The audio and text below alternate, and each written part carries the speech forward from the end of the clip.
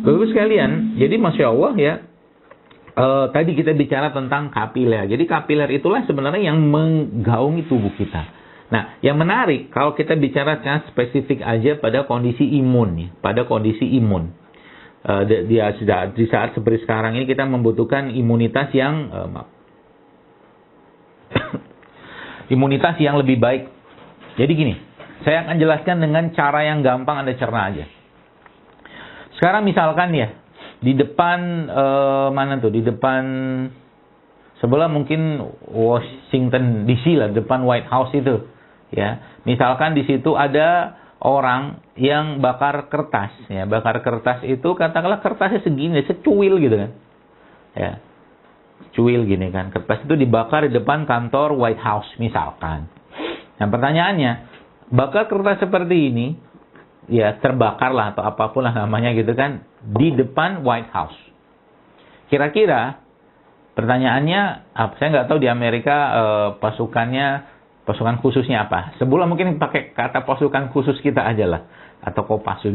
Pertanyaannya, apakah dengan bakar kertas segini, Kopassus bisa datang, marinir bisa datang, Paskas bisa datang, atau mungkin apa tuh namanya ya, kavaler, apalah namanya pasukan-pasukan itu bisa datang nggak? Pertanyaannya kan, kalau pertanyaan itu maka jawabannya ya jelas tidak. Ya yang datang siapa? Ya office boy aja lah, bener disiram sedikit, dibersih-bersihin kan gitu.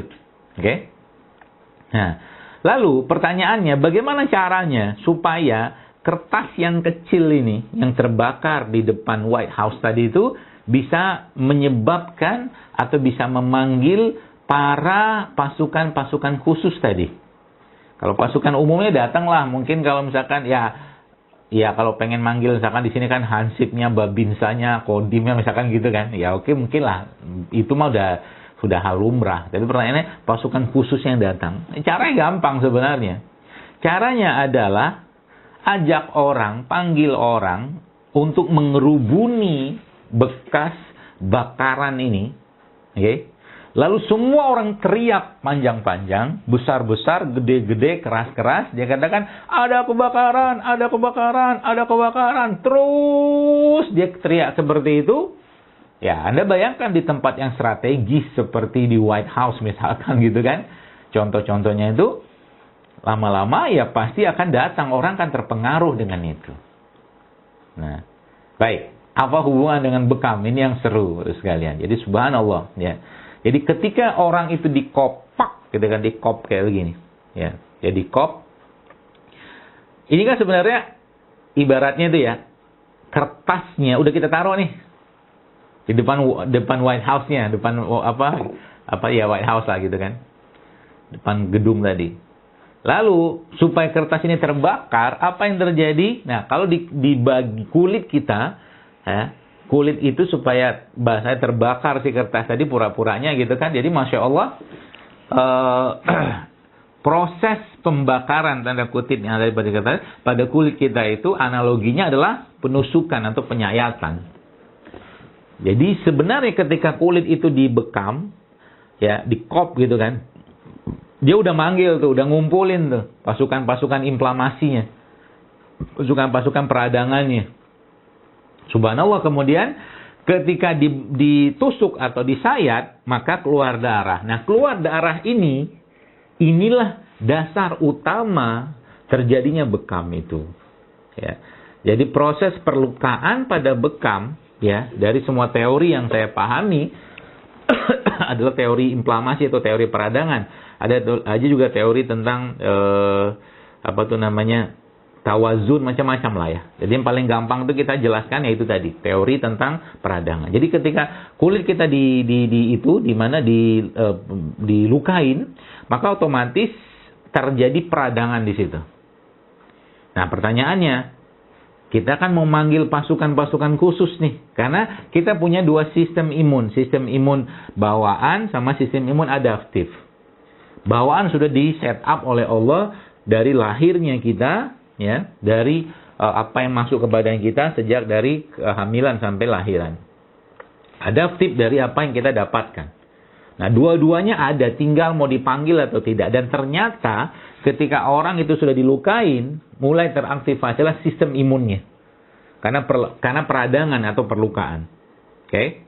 Lalu ketika sudah dilukain, apa yang kita kerjakan? Di organisasi kami ya di PB ini, kami memang mengatakan bahwa salah satu cara untuk mengembalikan atau bukan menguatkan atau menyempurnakan bekam itu hingga memberi hasil yang optimal, dan ini ternyata secara riset itu ternyata efeknya luar biasa, adalah ketika orang itu selesai dibekam, selesai ditusuk ya, kan dikop lagi tuh.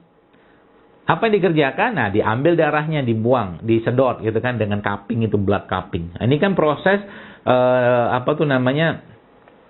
inflamasi lokal sebenarnya. Nah, setelah itu darahnya dikeluarkan atau tidak dikeluarkan, tetap dalam itu cuman kopnya itu, Bapak sekalian, katakanlah ini kop ini kan, kop itu begini gitu. Nanti di ujung ada pentilnya, tap. Nah, itu anginnya dibuang. Anginnya dibuang, kemudian kan dia kempes lagi tuh. Darahnya masih dalam atau kita buang, nggak masalah juga, dikop lagi. Nah, proses pengkopan berulang inilah yang ibaratnya tubuh itu seakan-akan manggil pasukan-pasukan khususnya, manggil dalam bentuk kalau tadi bahasa kita kan kebakaran, ini segala macam mukanya. Nah, itu tubuh kita begitu. Ketika terjadi perlukaan ini meskipun kecil, cuman titik-titik doang gitu kan. Tapi itu bagi tubuh ketika di kop lagi, disedot lagi. Awalnya dia manggil pasukan-pasukan lokal. Yang pasukan-pasukan perifer gitu kan. Tapi lama-lama akhirnya karena terus-menerus diulang pengkopan tadi, Bapak Ibu sekalian, maka yang terjadi apa? Yang terjadi pasukan di pusat dipanggil. Ada nyeri nih.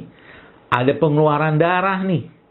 Ya. Jadi kan tanda-tanda radang itu kan ada nyeri, ada keluar darah, ada darah, kemerahan ya. Kemudian ada fungsiolesa ya, rubor, kalor, tumor, dolor gitu yang kita pernah belajar itu, kemerahan ya. Kemudian nyeri seperti itu, itu ternyata memanggil pasukan-pasukan imun yang ada pada daerah pusat, yaitu di otak atau SSP, susunan saraf pusat kita. Tapi yang menarik lagi Bu sekalian, ternyata selain kita bicara tentang tadi imun, jadi kalau imun tuh insya Allah sangat-sangat terbantu dengan bekam. Jadi sebenarnya kalau kayak zaman sekarang ini, Bapak Ibu sekalian, sering saya sampaikan berulang ya, umat Islam tuh nggak usah panik dengan wabah ini. Perbaiki wudunya, perbaiki sholatnya, tambahkan sholatnya, sholat sunnahnya ditambahkan. Ini mana? Ternyata ada stok alat bekam di sini. Nah ini ya, jadi misalkan begini nih, Bu sekalian ya, ini kan kopnya begini. Nah, pertama kali kan daerah yang kita mau bekam itu ya, katakanlah nih kulit ya, itu kan kita bersihkan ya, kita biasa menggunakan minyak zaitun ya, atau desinfektan alaminya. Misalkan kita menggunakan garam gitu-gitulah. Kalau mau pakai alkohol boleh nggak? Ya boleh aja, cuman kita jarang pakai ya. Bersihkan, habis bersihkan itu kan mulai dikop, jadi nggak boleh langsung disayat dulu, dikumpulin dulu pasukannya, kumpulin dengan cara kan disedot itu kan nyeri, ya nyeri. Kemudian apa yang terjadi setelah nyeri itu, malah kita buka nih pentilnya, kita buka, ya, taruh di tempat yang bersih ya dan higienis, kemudian baru ditusuk atau disayat. Ya setelah tusuk atau disayat, ya, dengan sayatan sangat ringan atau tusukan sangat ringan, baru kita kop lagi kayak begini, seperti ini. Ya. Nah, ini kan dia merah sini. Di sini merah nyeri, di dalam itu akan terjadi pengeluaran darah. Nah, pengeluaran darah dalam itu tuh sudah mulai memicu reaksi inflamasi dalam tubuh kita yang akan memanggil sel-sel imun di sini. Juga kalau kita bicara tentang bekam, efek bekam tuh panjangnya minta ampun, Bu. Bukan cuma sekedar ngeluarin darah, bukan cuma ningkatin imun. Ya bukan. Jadi Masya Allah ya, kita kalau bahas tentang bekam ini ya, kalau saya buka PowerPoint-nya itu takjub gitu, Masya Allah. Ini benerlah sabda Nabi SAW itu. Ya, jadi akhirnya ini kan buka, baru nanti kita kop nih, ada darah sini kan dikeluarin. Atau kalau enggak, saya biasanya kalau saya punya style gitu kan, itu saya tetap tempelkan begini, ini saya sedot berulang. Nah, penyedotan berulang inilah buka, sedot lagi, buka sampai ya 3-4 kali atau 5 kali gitu. Itulah yang tadi saya katakan menyebabkan pasukan khususnya kita dipanggil oleh peradangan atau proses peradangan di sini. Paham ya? Mudah-mudahan paham.